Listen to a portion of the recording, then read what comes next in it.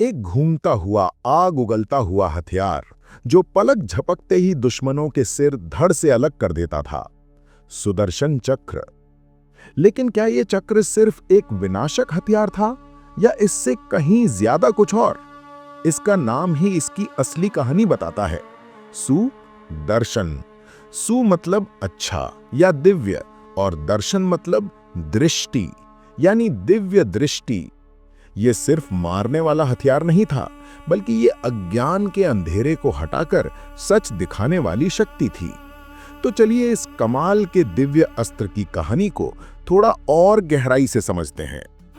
ये आया कहां से, इसकी शक्तियां क्या थीं, और सबसे बड़ा सवाल, क्या ये सच में हमेशा हर हाल में अजेय था? सुदर्शन चक्र की पैदाइश को लेकर एक नहीं बल्कि दो बड़ी और दिलचस्प कहानियां मिलती हैं, और दोनों ही कमाल की हैं। पहली कहानी के हीरो हैं देवताओं के इंजीनियर यानी देव शिल्पी विश्वकर्मा। उनकी बेटी संज्ञा की शादी सूर्यदेव से हुई थी, लेकिन एक प्रॉब्लम थी। सूर्यदेव इतने ज्यादा गर्म और तेजस्वी थे कि संज्ञा उनके पास भी नहीं जा पाती थी। अपनी बेटी की ये हालत देखकर विश्वकर्मा ने एक अनोखा जुगाड़ निकाला। उन्होंने सूर्यदेव की थोड़ी ट्रिमिंग कर दी और उनकी गर्मी का 8वां हिस्सा खुरच कर निकाल लिया। अब उस बची हुई सोलर एनर्जी का क्या करें? विश्वकर्मा ने उससे 3 जबरदस्त चीजें बनाई। भगवान शिव का त्रिशूल, देवताओं के उड़ने वाला पुष्पक विमान, और हाँ, भगवान विष्णु के लिए सुदर्शन चक्र। ये कहानी बताती है कि चक्र में ब्रह्मांड की सबसे शक्तिशाली ऊर्जाओं में से एक यानी सूरज की आग भी। कहानी 2, भक्ति और त्याग की सबसे बड़ी परीक्षा। एक बार असुरों ने इतना आतंक मचाया कि देवता मदद के लिए भगवान विष्णु के पास भागे। विष्णु जानते थे कि इन असुरों को हराने के लिए एक असाधारण अस्त्र की जरूरत पड़ेगी, तो वो पहुंचे भगवान शिव की शरण में। उन्होंने रोज 1000 कमल के फूलों से शिव की पूजा करने का संकल्प लिया। अब आई परीक्षा की घड़ी। पूजा के आखिरी दिन शिव ने विष्णु की भक्ति परखने के लिए एक कमल का फूल छिपा दिया। जब एक फूल कम पड़ा तो विष्णु रुके नहीं। उन्हें कमल नयन यानी कमल जैसी आंखों वाला भी कहा जाता है। उन्होंने बिना सोचे अपनी एक आंख निकालकर शिव को अर्पित कर दी। विष्णु की ये अटूट भक्ति देखकर शिव इतने प्रसन्न हुए कि उन्होंने विष्णु को वो अजेय अस्त्र दिया जो बाद में सुदर्शन चक्र कहलाया। ये कहानी चक्र को सिर्फ ताकत का नहीं बल्कि त्याग और भक्ति का सबसे बड़ा प्रतीक बनाती है। तो अब हम जानते हैं कि सुदर्शन चक्र आया कहां से। एक कहानी कहती है कि इसे सूरज की आग से बनाया गया था और दूसरी कहती है कि यह भगवान शिव का वरदान था। लेकिन इसकी असली ताकत इसकी बनावट में नहीं बल्कि इसके काम करने के तरीके में थी। सुदर्शन चक्र को आज की भाषा में एक AI powered heat seeking unstoppable missile कह सकते हैं, लेकिन सच तो यह है कि यह उससे भी कहीं ज्यादा था। इसकी सबसे बड़ी खासियत थी इसका अचूक निशाना। एक बार भगवान विष्णु या श्री कृष्ण ने इसे किसी टारगेट के लिए छोड़ दिया तो फिर वो टारगेट ब्रह्मांड के किसी भी कोने में छिप जाए, चक्र उसे ढूंढकर अपना काम पूरा करके ही लौटता था। इसे कोई रोक नहीं सकता था, कोई धोखा नहीं दे सकता था। इसकी रफ्तार की कोई लिमिट नहीं थी। कहते हैं ये मन की रफ्तार से भी तेज था। पलक झपकते ही ये किसी भी दुनिया, किसी भी जगह पहुंच सकता था। दुश्मन को सोचने तक का मौका नहीं मिलता था। ये सिर्फ धातु का एक घूमता हुआ टुकड़ा नहीं था, इसके अंदर अपनी चेतना थी, एक सुपर कंप्यूटर जैसा दिमाग। इसे फेंकने की जरूरत नहीं थी, ये अपने मालिक के मन का ऑर्डर फॉलो करता था। चक्र का काम सिर्फ मारना नहीं था, कई बार तो सिर्फ इसकी मौजूदगी ही काफी होती थी। इसका सबसे बड़ा उदाहरण महाभारत में मिलता है, जहां कृष्ण ने किसी को मारने के लिए नहीं बल्कि अर्जुन की प्रतिज्ञा बचाने के लिए इसका इस्तेमाल किया था। ये दिखाता है कि ये इच्छा के अनुसार कुछ भी कर सकता था। पुराणों में ऐसी कई घटनाएं हैं जहां चक्र ने एंट्री मारकर पूरा खेल ही पलट दिया। सीन 1, शिशुपाल का द एंड। ये शायद चक्र का सबसे फेमस सीन है। महाभारत में जब शिशुपाल भरी सभा में श्री कृष्ण को गालियां दे रहा था तो कृष्ण शांत बैठे सुनते रहे। उन्होंने शिशुपाल की मां से वचन दिया था कि वो उसके 100 गुनाह माफ करेंगे। शिशुपाल अपनी लिमिट भूल गया और जैसे ही उसने 101वीं गाली दी, खेल खत्म। कृष्ण ने सिर्फ इशारा किया, चक्र हवा में आया। पलक झपकते ही शिशुपाल का सिर धड़ से अलग हुआ और चक्र वापस कृष्ण की उंगली में आकर बैठ गया। एकदम क्लीन सर्जिकल स्ट्राइक।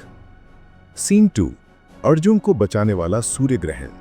महाभारत युद्ध के दौरान अर्जुन ने कसम खाई कि वो सूर्यास्त से पहले जयद्रथ को मार देगा, वरना खुद को जला देगा।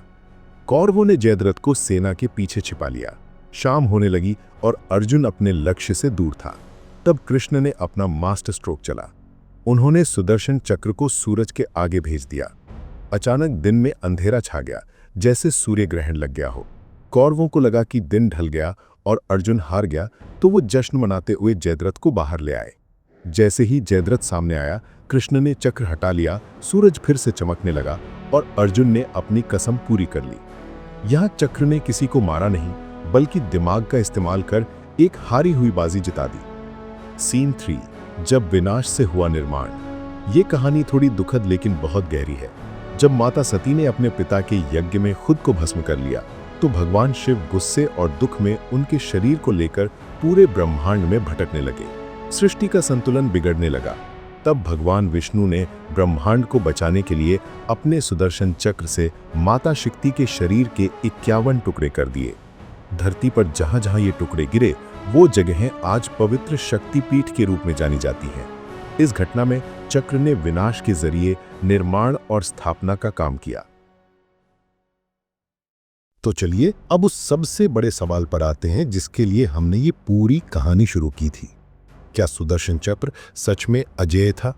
99.9% मामलों में इसका जवाब है हाँ, बिल्कुल। शिशुपाल से लेकर अनगिनत असुरों तक किसी के पास भी इसका कोई तोड़ नहीं था। यहां तक कि जब दुर्वासा ऋषि ने राजा अम्बरीश को श्राप दिया और चक्र उनके पीछे पड़ गया, तो वो मदद के लिए भगवान शिव के पास भागे। शिव ने भी हाथ खड़े कर दिए और कहा कि वो विष्णु के इस चक्र के आगे कुछ नहीं कर सकते। इससे लगता है कि चक्र के आगे कोई नहीं टिक सकता। लेकिन कहानी में कुछ ट्विस्ट भी हैं। पुराणों में कुछ ऐसी दुर्लभ घटनाएं भी मिलती हैं जहां चक्र या तो रुक गया या बेअसर हो गया। इन्हें चक्र की कमजोरी नहीं, बल्कि ब्रह्मांड के नियमों के तौर पर देखना चाहिए। ट्विस्ट 1, जब शिव का क्रोध चक्र पर भारी पड़ा। ये उस समय की बात है जब माता सती ने खुद को यज्ञ की आग में भस्म कर लिया था। इस पर भगवान शिव को इतना भयानक क्रोध आया कि उनके गुस्से से वीरभद्र पैदा हुए। वीरभद्र ने दक्ष प्रजापति का यज्ञ तहस नहस करना शुरू कर दिया। जब देवताओं ने उन्हें रोकने की कोशिश की, तो भगवान विष्णु ने उनका सामना किया और अपना सुदर्शन चक्र चलाया। लेकिन आगे जो हुआ वो किसी ने सोचा नहीं था। शिव पुराण के अनुसार वीरभद्र ने उस महाविनाशक चक्र को या तो निगल लिया या उसे वहीं पर जैम कर दिया। इसका मतलब क्या है? इसका मतलब ये नहीं कि चक्र कमजोर था, बल्कि ये था कि वीरभद्र कोई साधारण राक्षस नहीं थे। वो खुद भगवान शिव के क्रोध और संकल्प का रूप थे। ये दो महाशक्तियों, शिव और विष्णु की इच्छा शक्ति की टक्कर थी। इसमें ब्रह्मांड का संतुलन बनाए रखने के लिए एक की शक्ति दूसरे के अस्त्र पर हावी हुई। ये एक टाई मैच जैसा था। ट्विस्ट 2, जब चक्र धर्म के आगे झुक गया। एक और कहानी है राजा नृग की, जो एक ब्राह्मण के श्राप की वजह से गिरगिट बन गए थे। जब भगवान कृष्ण उन्हें मुक्त कराने पहुंचे, तो उन्होंने साफ साफ कहा कि वो अपने सुदर्शन चक्र से भी ब्राह्मण के श्राप को नहीं काट सकते। ये बहुत बड़ी बात है। इसका मतलब है कि सुदर्शन चक्र दुनिया की हर भौतिक और दिव्य शक्ति को तो खत्म कर सकता था, लेकिन वो धर्म और कर्म के नियम को नहीं तोड़ सकता था। एक तपस्वी ब्राह्मण का श्राप कर्म के विधान का हिस्सा था और चक्र धर्म की रक्षा के लिए बना था, उसके उल्लंघन के लिए नहीं। इन कहानियों से एक बात साफ हो जाती है, सुदर्शन चक्र अपनी ताकत में शायद अजेय ना हो, क्योंकि शिव जैसी बराबर की शक्ति उसे रोक सकती थी, लेकिन अपने मकसद में वो हमेशा हमेशा अजेय रहा।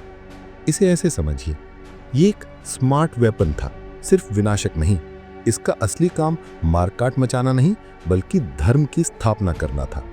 ये जानता था कि कब शिशुपाल का सिर काटना है, कब अर्जुन को बचाने के लिए सूरज को ढकना है और कब एक श्राप के सामने रुक जाना है। तो सुदर्शन चक्र सिर्फ एक हथियार नहीं बल्कि न्याय और संतुलन का प्रतीक है। इसका नाम सुदर्शन यानी दिव्य दृष्टि ही इसकी असली ताकत है।